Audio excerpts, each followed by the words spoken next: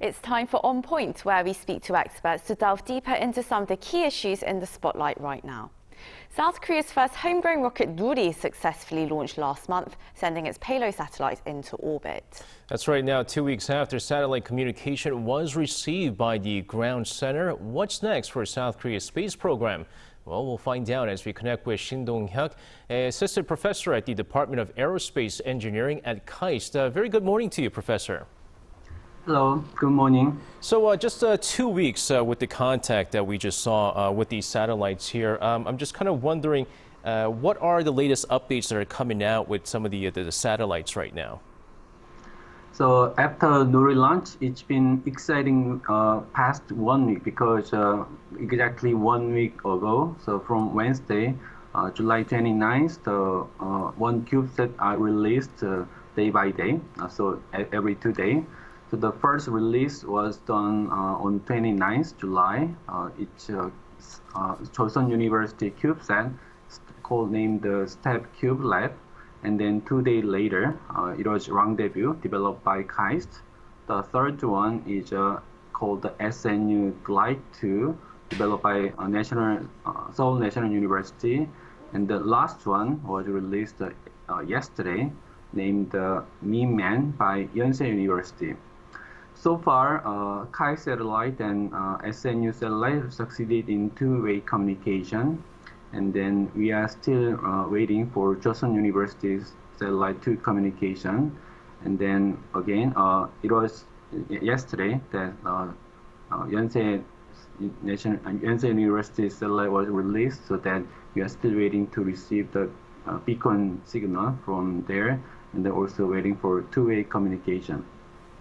And also, one thing I like to point out that this is the first try to release the cube satellite from a satellite itself. So whenever you release something, both cube satellite and then performance test satellite receive reaction force, and then if you have a small weight, it's getting more difficult to stabilize the position itself. But so far, after 4 release, the performance test satellite has been quite stable. And just out of curiosity, Professor, how long are the satellites going to be in orbit for, and is there a plan just in case they need repairs? So it's called satellite orbit lifetime, so how long it can stay in a certain orbit.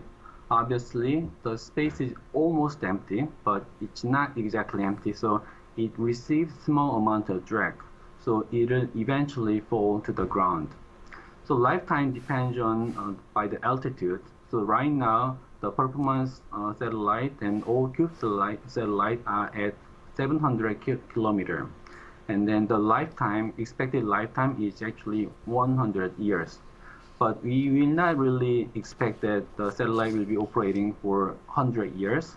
So the current plan is to use the satellite for 1 year. And when it comes to repair, that's very difficult. So you have to imagine you are finding one satellite, for example, in a Pacific Ocean, and then it's difficult to find the one small CubeSat. Also, the satellite is flying at the speed of 7.5 kilometers per second. So with that speed, you can go to Busan from Seoul less than 1 minute. So it's very difficult to catch it. So I think the only possible one is the International Space Station, so that you can rendezvous and then go there and repair. So for this cube satellite, it's almost impossible to go and repair. So that's also another challenge in space industry. So once you have a satellite, you have to make sure it will be working for example, 1 year without any repair. And then also it has to stand the extreme condition, like low temperature and so forth. Probably another reason for why we need to continue to send more satellites up into orbit. But Professor, I guess the big question now is, what's next for Nuri, right? We do understand that now the private sector is going to be involved with the development of the future space programs. But what are some of the future programs that or projects we can look forward to in the future? So when it comes to Nuri, I think some of you already know that there will be 4 more expected launch from next year. And then in doing so, the technology will be transferred to private sector, so that in the end, those companies will compete in the global market. So, as I know, it will be decided by near the end of this year, so that it will be quite actually in the aerospace industry. We are very interested in who will be selected for the lucky company to get selected. And then there are many other plans. For example, one immediate plan is to deploy a lunar orbiter called the Danuri. So Danuri was designed and then made by Korean Aerospace Institute, Research Institute, and then it already went through very thorough environmental tests. And then it was recently on transit to the US launch site in Florida. And then it will be launched by SpaceX Falcon 9 on August 3rd. So Danuri will reach the moon orbit near December this year, and then we'll conduct a serious investigation, including 3 high precision cameras and 2 signal analyzer and communication tester as well for space internet. And also it carries a NASA shadow camera, which also demonstrates that there is a close collaboration between Korea and the US. And then it will be a kind of good step to the Artemis project, which will be establish moon station for the further deep exploration.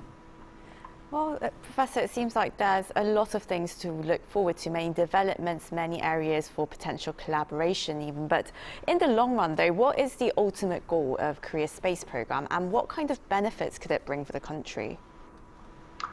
So right now, it's all, I mean, most of the big project is led by government. For example, Nuri or the lunar orbiter are all developed by the government.